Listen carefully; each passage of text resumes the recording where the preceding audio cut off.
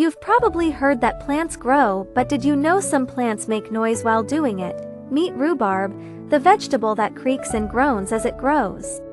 In a quiet greenhouse, especially during spring, you can literally hear it pushing up through the soil. The sound is like a strange, slow-motion creaking like an old wooden door. This happens because rhubarb grows rapidly, and its tightly packed stalks push against each other with force. The friction, movement, and pressure release audible sounds as the plant expands. Some farmers even call it the rhubarb symphony.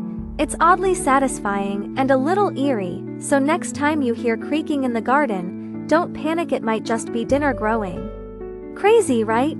Hit follow for more weird and wonderful facts from the wild side of nature.